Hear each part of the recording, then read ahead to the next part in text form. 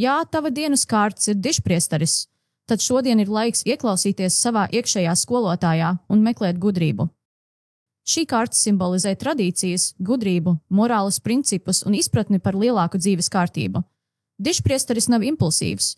Viņš visu pārdomā un rāms, sniedzot mums iespēju paskatīties uz situācijām no dziļāka, garīgāka skatpunkta.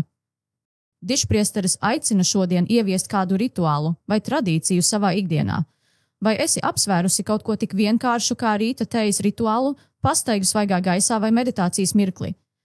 Šī kārts norāda, ka struktūra un rituāli var palīdzēt radīt mieru ikdienas haosā.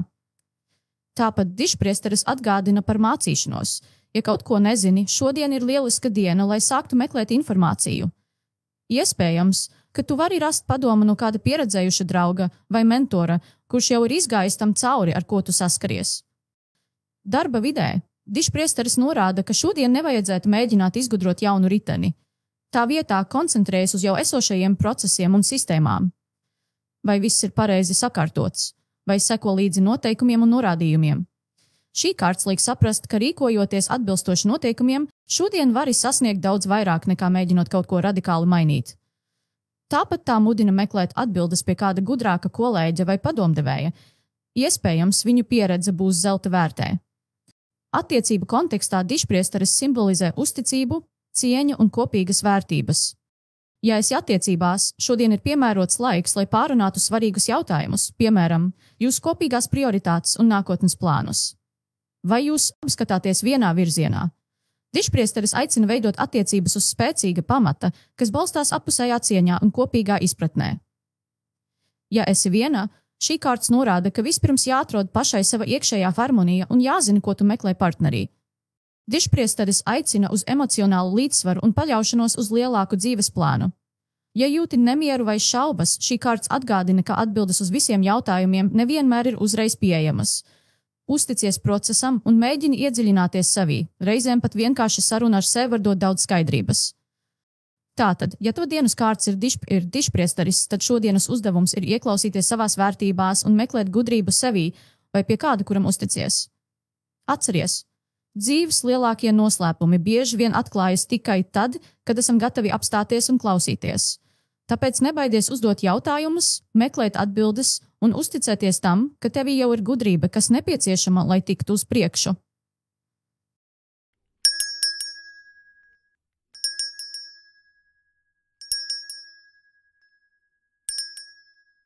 Agnese šo rītu sāka ar nelielu rituālu, kas viņai pēdējā laikā bija kļuvis par ikdienas daļu. Tas ir silta tejas, klusu mūziku un taro kāršu izvilkšanu. Viņa vēlējās skaidrību.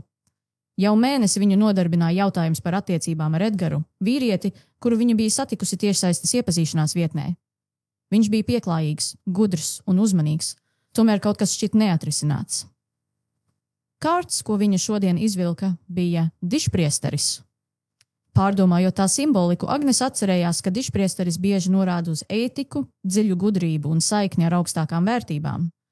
Šī kārts nevienmēr sniedz tūlītējas atbildes, bet mudina meklēt patiesību un pieņemt pārdomātus lēmumus. Vai viņai būtu jāturpina šīs attiecības? Pēcpusdienā Agnese bija ieplānojusi satikšanos ar Edgaru pie vietējās bibliotēkas. Viņš bija ierosinājis apmeklēt lekciju par mākslu, kas viņai likās interesanta, bet viņa šaubījās, vai tas bija viņu abu patiesais intereses punkts vai vienkārši veids, kā aizpildīt laiku. Viņš bieži šķita ārēji ideāls, taču Agnese vēl nebija pārliecināta, vai viņš spēja atklāt savu dziļāko būtību. Lekcijas laikā Agnese pieķēra sevi domājam par to, vai viņa tiešām jūtas saskaņot ar Edgaru, vai viņš saprot viņas vērtības un ilgtermiņa vēlmes, vai arī viņu saista tikai virspusējas līdzības. Pēc lekcijas Edgaram ierosinot doties vakariņās, Agnese jūta nepieciešamību izrunāties atklāti. Edgar, man ir sajūta, ka mēs abi gribam būt kopā, bet es nezinu, vai mēs pietiekami labi saprotam, ko katrs meklē attiecībās, viņa sacīja, cenšoties izvēlēties vārdus rūpīgi. Edgars uz mirkli apklusa, acīmredzami pārsteigts. Es saprotu, ko tu domā, viņš atbildēja. Es pats reizēm šaubos, vai mēs virzāmies tajā pašā virzienā, bet man patīk būt ar tevi, un es vēlos saprast tevi labāk. Šī saruna viņai bija kā atbild uz dišpriesteri. Viņa ļāvās dziļākai saiknei un bija gatava risināt attiecības no patiesas vērtību perspektīvas. Viņa saprata, ka laime attiecībās nevienmēr nozīmē tūlītēju harmoniju, bet gan kopīgu vēlmi izzināt vienam otru būtību. Pēc vakariņām Agnese devās mājās ar vieglāku sirdi. Dišpriesteris šodien viņai bija mācījis būt pacietīgai, meklēt patiesību un atļaut attiecībām veidoties caur kopīgu gudrību un atklātību.